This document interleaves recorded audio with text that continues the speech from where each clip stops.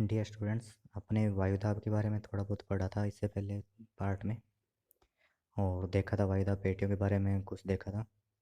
अभी डायग्राम के थ्रू देखिए, डायग्राम में आपको बताया हुआ किस तरीके से वायुदाब पेटियाँ कौन सी होती है और किस तरह की हवाएं वहाँ पर चलती है। पहले तो ये देखिए, इसके अंदर दिया हुआ है भूमध्य रेखा के ऊपर जो वायुदाब है, भूमध्य रेखा से दोनों तरफ 0 से 5 डिग्री उत्तर और 0 से 5 डिग्री नॉर्थ की साइड में, तो वहाँ पर जो वायुदाब पेटी बनती है उसको बोलते हैं भूमध्य रेखीय निम्नदाब या डोलड्रम।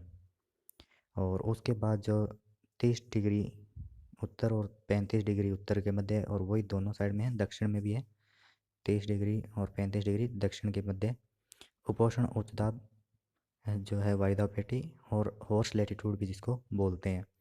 क्यों बोलते हैं इसका रीजन कल बताया था आपको, किस तरीके से यहाँ पर जो एकदम शांत जल वायुदाब पाया जाता है। जो पहले पुराने ज़माने में जो पाल युक्त जो जहाज़ होते थे, जो यातायात के रूप में घोड़ों को एक जगह से दूसरी जगह ट्रांसपोर्ट करते थे, तो यहाँ आने के बाद उनके जहाज़ फंस जाते थे, आगे नहीं चलते थे, क्योंकि हवाएं बिल्कुल शांत होती हैं यहाँ पर। तो इसलिए उस जगह से निकलने के लिए उनको अपने जहाज़ों का कुछ वज़न कम करना पड़ता था। उस वज़न को कम करने के लिए वो घोड़ों को समुद्र में फेंक देते थे। इसी वजह से यहाँ पर इनका नाम हॉर्स लैटिट्यूड या अक्षांश उनको बोला जाता है। उसके बाद 60 से 65 के बीच में दोनों तरफ उत्तर और दक्षिण में जो है उपध्रुवीय या अधोध्रुवीय निम्नदाब या सब पोलर जो है वो वायुदाब पेटी यहाँ पर पाई जाती है। और उसके बाद ध्रुवों पर है उच्च वायुदाब दोनों तरफ। इनके बीच में जो आपको तीर के निशान दिखाई दे रहे हैं वो कुछ हवाओं के दिए हुए हैं, हवाएं जो प्रचलित हवाएं जो आपको बताया भी हवाओं के बारे में। वैसे पवनों के बारे में अपने आगे पढ़ेंगे। पवनें जो स्थायी पवनें होती हैं, जो पूरे वर्ष भर चलती हैं और सभी जगह एक जैसी चलती है, वो है यहाँ पर। तो इसमें देखिए किस तरीके से जो भूमध्य रेखा के यानी कि जो भूमध्य रेखा हिमन दाब पेटी है उसके और उपोष्ण उच्च दाब के बीच में दोनों तरफ जो व्यापारिक पवनें चलती है, ट्रेड विंड्स जिनको बोलते हैं, व्यापारिक पवनें जिनकी दिशा उत्तर पूर्व से दक्षिण पश्चिम की तरफ होती है। हाँ, उत्तरी गोलार्ध में, और दक्षिणी गोलार्ध में होती है दक्षिण पूर्व से उत्तर पश्चिम की तरफ, जो तीर के निशान आपको दे रखे हैं उसी तरीके से। फिर सनातनी या पश्चिमा पवनें या वेस्टर्लीज जिनको बोलते हैं, उपध्रुवीय और उपोष्ण के बीच में दोनों तरफ, दक्षिण में और उत्तरी गोलार्ध में। और उसके बाद जो ध्रुवीय और उपध्रुवीय निम्नदाब है उनके बीच में ध्रुवीय पवनें और ध्रुवीय पूर्वी पवनें बोलते हैं इनको, क्योंकि पूर्व की दिशा से चलती है ये, इसी वजह से दोनों तरफ में ये दक्षिण गोलार्ध में और उत्तरी गोलार्ध में। तो ये कुछ हवाएं भी है आगे, वैसे इनके पवनों के बारे में अपने पढ़ेंगे अच्छे से। और वायुदाब पेटियों का आपको डायग्राम के हिसाब से बताया कल जो आपको बताया था। और ये देखिए किस तरीके से जो आपको कल बताया था भी वायुदाब पेटियाँ जो जो इक्वेटर लो प्रेशर है और सब जो पोलर जो यानी कि ध्रुवीय निम्नदाब जो पेटी है, जो फर्स्ट और लास्ट, ये आपको बताया था किस तरह से ये तो तापजन्य है यानी कि टेम्परेचर से रिलेटेड है। और सेकंड और थर्ड जो बीच वाली जो है सब ट्रॉपिकल, और जो ये सब पोलर यानी कि उपोष्ण और उपध्रुवीय, ये दोनों ही क्या है, गतिजन्य है, यानी कि ये अर्थ के रोटेशन से रिलेटेड है। जो डायग्राम के अंदर आपको दिखाया गया जो रेड कलर की लाइन है वो तो है आपकी हॉट एयर, और जो ब्लू कलर की लाइन है वो है कोल्ड एयर यानी कि ठंडी हवाएं और गर्म हवाएं। डायग्राम में आपको किस तरह से बताया हुआ किस तरह से जो भूमध्य रेखा से तो दोनों हवाएं जो आपस में ट्रेड विंड्स जो हैं, व्यापारिक पवनें आपस में टकरा कर ऊपर उठती है गर्म होकर वो दोनों दिशाओं में पृथ्वी की घूर्णन गति की वजह से दोनों दिशाओं में जाती है, और दोनों दिशाओं में ऊपर जाकर ठंडी होकर नीचे यानी कि सब ट्रॉपिकल उपोष्ण की तरफ नीचे की तरफ आती है, नीचे की तरफ आती है ठंडी होकर। हालांकि वहाँ पर तापमान ज़्यादा होता है लेकिन फिर भी ये हवाएं नीचे की तरफ सेटल होती है, इस वजह से वहाँ पर उच्च दाब का केंद्र बन जाता है। और किस तरीके से समुद्री धाराएं जो है वो भूमध्य रेखा से ध्रुवों की तरफ बहती है, गर्म धाराएं, तो वहाँ के वातावरण को भी वो गर्म कर देती है, तो इस वजह से वहाँ की हवा भी गर्म हो जाती है। तो जो उपध्रुवीय है, जो दोनों ही वायुदा पेटियाँ हैं सब पोलर, वहाँ पर क्या होता है कि जो समुद्री धाराओं की वजह से तापमान गर्म हो जाता है। हालांकि वैसे टेम्परेचर वहाँ पे कम हो जाता है लेकिन आसपास का वातावरण गर्म हो जाता है, क्योंकि जल देरी से ठंडा होता है, इस वजह से वो क्या है वहाँ के आसपास के वातावरण को गर्म कर देता है। तो वहाँ की हवाएं भी गर्म होकर हल्की होकर ऊपर उठती है, जो रेड लाइन दे रखी है सब पोलर के ऊपर भी आपको, तो वो भी क्या गर्म होकर ऊपर उठती है, तो इस वजह से वहाँ पे निम्न दाब का केंद्र बन जाता है। और वो भी उपध्रुवीय यानी कि सब ट्रॉपिकल पर आकर नीचे सेटल डाउन होती है, इस वजह से वहाँ पर उच्च दाब बनाती है। तो ये दोनों ही पेटियाँ क्या पृथ्वी की गति की वजह से बनती है, इसलिए इनको गतिजन्य बोलते हैं। जो डायग्राम में आपको तीर के निशान दे रखे हैं, जो नीचे की तरफ मुड़े हुए हैं, तो इसका मतलब वो धरती पर नीचे की तरफ आ रहे हैं, पृथ्वी की तरफ, तो वहाँ पर वो उच्च दाब बनाएंगे। और जो रेड कलर की लाइन जो ऊपर की तरफ उठ रही है, तो इसका मतलब वो वहाँ पे निम्न दाब बनाएंगे। आगे डायग्राम है वो यही इसी तरीके से ये दे रखा है हवाओं का, ट्रेड विंड्स है, वेस्टर्लीज है, वही चीज़ है। सिंपल डायग्राम ये दे रखा है जो आपको कॉपी में बनाना है, ये वाला बना लेना सिंपल कॉपी में, बाकी जो दो हार्ड है। इसके बाद देखिए इसका जो डिस्ट्रीब्यूशन है जो एटमॉस्फेरिक प्रेशर का, तो वायुदाब का वितरण जो मानचित्रों पर वायुदाब का को समदाब रेखाओं द्वारा आइसोबार्स के द्वारा अपने दिखाया जाता है। और तापमान की भांति वायुदाब के लिए भी 2 महीने अपने उसके जैसे टेम्परेचर के लिए अपने 2 महीने चूज़ करते हैं, जनवरी और जुलाई। तो वायुदाब के लिए भी जनवरी और जुलाई, क्योंकि जनवरी सबसे ठंडा है, तो एक मतलब उच्च दाब रहेगा वहाँ पर।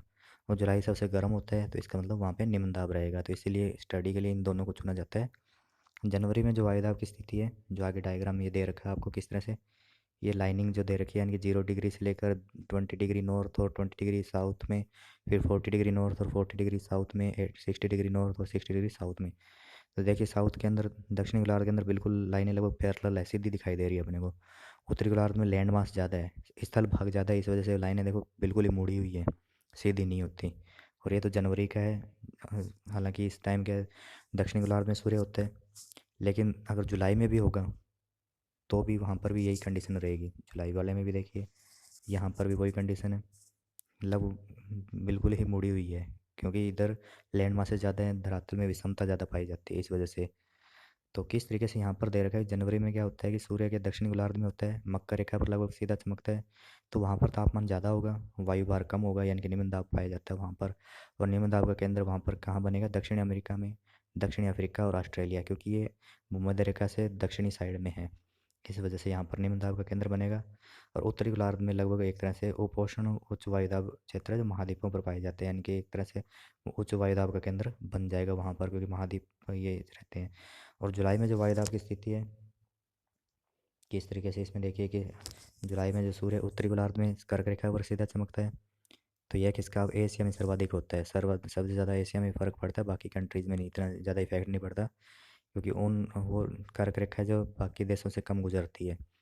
सबसे कम उत्तरी अमेरिका से गुजरती है, महाद्वीपों की बात करें तो सबसे कम गुजरती है उत्तरी अमेरिका से, और एशिया से सबसे ज़्यादा, क्योंकि एशिया की चौड़ाई ज़्यादा है, इस वजह से एशिया में सबसे ज़्यादा कर्क रेखा की लंबाई है, तो इस वजह से सबसे ज़्यादा एशिया में फ़र्क पड़ता है इस चीज़ का, किसका होगा, बाकी जो महाद्वीप है वहाँ पर कम पड़ता है। और उत्तरी गोलार्ध में स्थल ज़्यादा है, तो वहाँ पर क्या होता है कि स्थल गर्म ज़्यादा हो जाते हैं, तो वहाँ पर निम्न दाब का केंद्र बन जाएगा। और दक्षिण गोलार्ध में उच्च वायुदाब की पेटी बन जाती है, तो हवाएं वहाँ पे दक्षिण से उत्तर की तरफ चलती है। अब ये सीजनल जो डिस्ट्रीब्यूशन है, चेंजेस जो हैं, ये तो अभी अपने देखा था, वो तो किस तरह से पूरा लैंड के हॉरिजॉन्टली डिस्ट्रीब्यूशन देखा था अक्षांशों के अनुसार।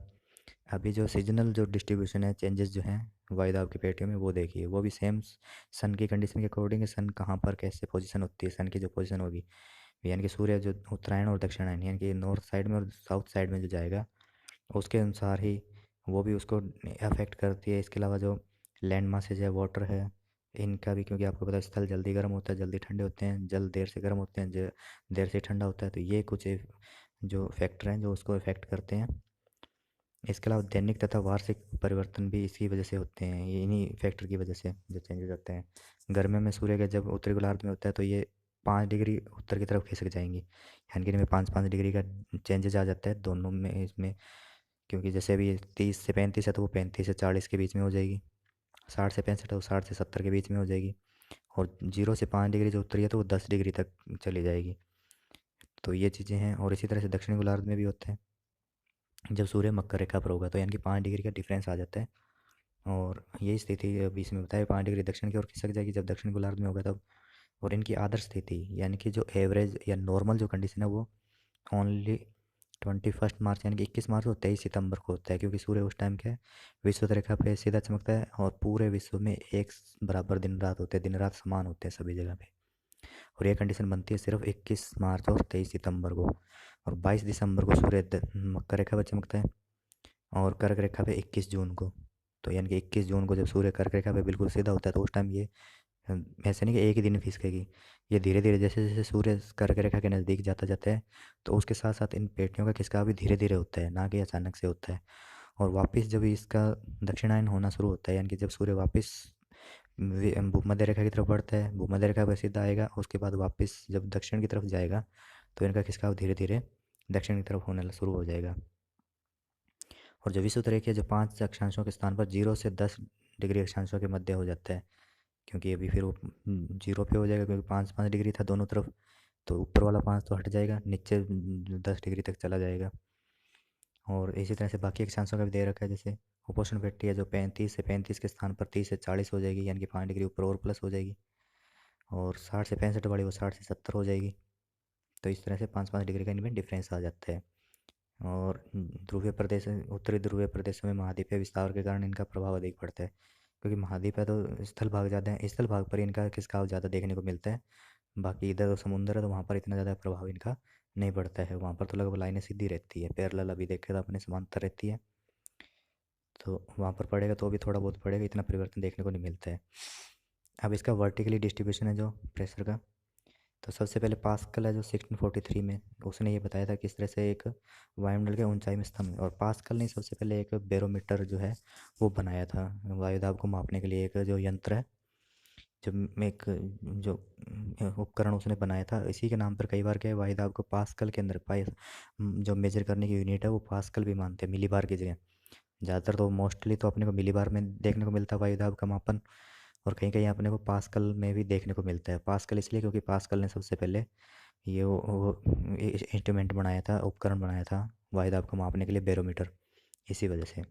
और सबसे पहले उसी ने बताया था किस तरह से ऊंचाई के साथ वायुदाब कम होता है, यानी कि जैसे जैसे हाइट बढ़ेगी एयर की डेंसिटी कम होती है, हवा के अंदर घनत्व कम होता है, तो इस वजह से। और निचली परतों में घनत्व ज़्यादा होता है, क्योंकि ऊपर की जो परतें हैं वो भी उस पर दबाव डालती है, इस वजह से निचली परतों का घनत्व ज़्यादा होगा, और घनत्व ज़्यादा होगा तो दाब भी ज़्यादा होगा। और ऊपरी परतों पे वायु कम होती है, कम दबी हुई होती है, इस वजह से घनत्व भी कम होता है। ऊपर जैसे जैसे हवा अपने ऊपर की तरफ जाते हैं तो, और ऑक्सीजन तो कम होती ही है, आपने देखा था किस तरह से पर्वतों पे अपने जाएंगे तो या तो अपने को ऑक्सीजन टैंक भी लेके जाना पड़ता है, या जल्दी जल्दी सांस लेने पड़ते हैं ऑक्सीजन की कमी को दूर करने के लिए। तो ऊंचाई के साथ वायुदाब घटता है, और इसके घटने की जो दर है वो एक समान नहीं है, रेट एक इक्वल नहीं है।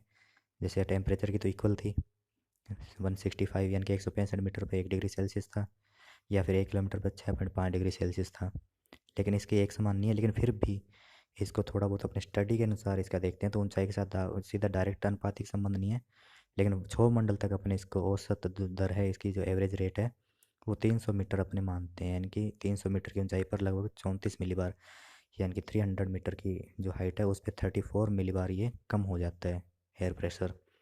और अधिक ऊंचाई पर गैसें तेज़ी से विरल होती है, यानी कि उनका घनत्व कम होता है, हल्की होती रहती है, इस वजह से ये चेंजेस आते हैं। परिणाम स्वरूप वायुदाब अत्यधिक कम हो जाता है, और इसीलिए यहाँ पर बताया भी आपको, या तो जो ऊंची चोटी पर अपने जाते हैं तो ऑक्सीजन सिलेंडर और विशेष सूट का प्रयोग करना पड़ता है, ताकि अपने शरीर का टेम्परेचर और शरीर का जो एकदम से इक्वल जो एयर प्रेशर है, जो ब्लड प्रेशर वगैरह सब कुछ मेंटेन रहे। और ऑक्सीजन की कमी होती है, इसलिए ऑक्सीजन के लिए ज़रूरी है। इसके अलावा बॉडी का जो भी टेम्परेचर और ब्लड प्रेशर वगैरह है उनको मेंटेन करने के लिए विशेष सूटों की, अपने एक स्पेशल सूट की ज़रूरत रहती है। अब है पवने, यानी कि विंड्स, हवाएं। हवाएं अपने मैंने आपको बताया 3 तरह की होती है, कौन कौन सी होती है वो अपने देखेंगे। हर हवाएं बोलते किसे हैं, पवनों का मेन क्या होता है, जो क्षैतिज रूप से यानी कि हॉरिजॉन्टली जो मूवमेंट होता है एयर का, उसी को पवन बोलते हैं। और हमेशा पवने के उच्च वायुदाब से निम्न वायुदाब की तरफ चलेगी, क्योंकि निम्न वायुदाब यानी कि हवाएं जब गर्म होकर हल्की होकर ऊपर उठेगी तो वहाँ पर एक गैप बन जाता है, जो ये वो गैप को फिलअप करने के लिए दूसरी जगहों से हवाएं वहाँ की तरफ मूव करेगी, मतलब गतिशील होगी। और जो गतिशील होगी तो उसी को अपने पवनों के नाम से जानते हैं, यानी कि विंड्स के नाम से जानते हैं। और वायुदाम की विषमताओं को संतुलित करने की प्रकृति का प्रयास है, किस तरह से जो एक तरह से जो विषमताएं आ जाती है, इनइक्वलिटी होती है वायुदाब के अंदर, उसको बैलेंस करने के लिए। और अगर इसमें बताया कि अगर पृथ्वी स्थिर हो जाए, यानी कि पृथ्वी का मोशन ना हो, कुछ भी घूमे ना पृथ्वी, और धरातल भी एक जैसा हो, कहीं पे भी पर्वत वगैरह ये चीज़ें ना हो, माउंटेन्स वगैरह ना हो, बिल्कुल इक्वल हो, तो हवाएं बिल्कुल क्या होगा, निम्न दाब से तो चलेगी, लेकिन वो समदाब रेखाओं को समकोण पर बनाते हैं, यानी कि बिल्कुल राइट एंगल बनाते हुए, यानी कि 90 डिग्री का कोण बनाते हुए चलेगी, तो सीधी चलती है। लेकिन वास्तव में ऐसा होता नहीं है, क्योंकि हवाएं जो है दिखता ज़रूर है अपने को सीधी वो, लेकिन ये क्या है कि गति को कई चीज़ें प्रभावित करती हैं, कौन कौन सी है, और दिशा भी, डायरेक्शन को भी जो अफेक्ट करती है, और उसकी स्पीड को भी। सबसे पहले तो दाब प्रवणता यानी कि प्रेशर ग्रेडियंट। दाब प्रवणता किसको बोलते हैं? दो स्थान है उनके बीच में जो अंतर होता है उसी को दाब प्रवणता बोलते हैं। क्योंकि दो स्थानों का कभी भी वायु दाब एक जैसा, एयर प्रेशर इक्वल नहीं होता। टेम्परेचर के अकॉर्डिंग अलग अलग होगा, क्योंकि वहाँ पे लैंड सरफेस भी इक्वल नहीं होता। धरातल की असमानता के कारण दो स्थानों के बीच में वायु दाब भी इनइक्वल होगा, असमान होगा। तो ये जो अंतर होता है वायु दाब का, एयर प्रेशर का, इस डिफरेंस को ही अपने प्रेशर ग्रेडियंट या दाब प्रवणता बोलते हैं। और ये हमेशा क्षैतिज दिशा में ही होती है, यानी कि हॉरिजॉन्टल ही होगा, वर्टिकली नहीं होगा, ऊपर की तरफ नहीं होता, सिर्फ हमेशा धरातल के समांतर ही होता है। और दाब प्रवणता को बैरोमेट्रिक ढाल भी बोलते हैं, यानी कि जो बैरोमेट्रिक जो स्लोप है वो इसको बोलते हैं। और किन्हीं दो स्थानों के बीच दाब प्रवणता अधिक होने पर पवनों की गति अधिक होती है। यानी कि जितनी ज़्यादा डिफरेंस होगा वायु दाब के बीच में, उतनी ही ज़्यादा स्पीड होगी एयर की, उतनी स्पीड से वो एयर चलेगी, वहाँ पे मूव करेगी। और जितना ज़्यादा कम होगी ये मतलब दाब प्रवणता, जो प्रेशर ग्रेडियंट कम होगा, तो हवाएं भी कम चलेंगी। दूसरा जो फैक्टर है इसको अफेक्ट करने वाला वो है पृथ्वी की घूर्णन गति, यानी कि रोटेशन ऑफ द अर्थ। अर्थ का जो रोटेशन है वो, अर्थ का रोटेशन आपको पता है किस तरह से वेस्ट टू ईस्ट है, यानी कि पश्चिम से पूर्व की तरफ है। तो वहाँ पर एक फोर्स जनरेट होता है, कोरियस जो फोर्स है, कोरियस बल है। सबसे पहले इसको फेरल ने फाइंड किया था। इसी वजह से इसको फेरल के नाम पर फेरल का नियम भी बोलते हैं, फेरल का रूल भी बोलते हैं। तो इसके प्रभाव के कारण क्या होता है, पूर्व जो पवनें जो उत्तरी गोलार्ध में यानी कि नॉर्थन साइड में, तो क्या होता है अपनी राइट साइड में मुड़ जाएगी, और साउथर्न साइड में अपने लेफ्ट साइड में मुड़ जाएगी। और ये इसी प्रभाव को फेरल नामक वैज्ञानिक ने सिद्ध किया था, इसलिए फेरल का नियम भी बोलते हैं। क्योंकि अपने अर्थ आपको पता है कि वेस्ट टू ईस्ट है, तो इसलिए उनकी डायरेक्शन भी वेस्ट टू ईस्ट हो जाता है। और अगर आप मैप में जो ऊपर डायग्राम बताया था यहाँ पर ये देखिए कि इस तरीके से स्टार्टिंग में अपने जो डायग्राम थे, यहाँ पे एयर्स अपने मुड़ रही है, ये जो वेस्टर्लीज है वो वहाँ पर ज़्यादा पड़ता है सब ट्रॉपिकल के बीच में। तो ये देखिए उत्तरी गोलार्ध में तो अपनी, आप अगर अपने उत्तरी गोलार्ध की तरफ मुँह करके खड़े होंगे, तो ये जो रेड कलर की जो एरो के साइन है वो अपने कहाँ पे मुड़ रहे हैं, अपने डायरेक्शन मुड़ रहा है इनका राइट साइड में। और इस तरह से साउथर्न साइड में देखिए, इसमें दक्षिण गोलार्ध में जो रेड लाइन है, अगर अपने साउथ की तरफ माउथ करके खड़े होंगे तो ये अपने लेफ्ट साइड में मुड़ रही है, और उधर राइट साइड में मुड़ रही थी। तो ये जो वेस्टर्लीज जो है, वेस्टर्लीज या पछवा पवने जिनको बोलते हैं, सिर्फ इन्हीं की बात चलती है, क्योंकि इन्हीं पे ज़्यादा फर्क पड़ता है, यहीं पे कोरिलेस फोर्स ज़्यादा होता है इस वजह से। तो यहाँ के सनातन पछवा पवने हैं जो अपने उत्तरी गोलार्ध में तो अपने राइट साइड में मुड़ रही है, तीर का निशान देखिए। और दक्षिण की तरफ अगर अपने देखेंगे तो अपने बाईं तरफ मुड़ रही है।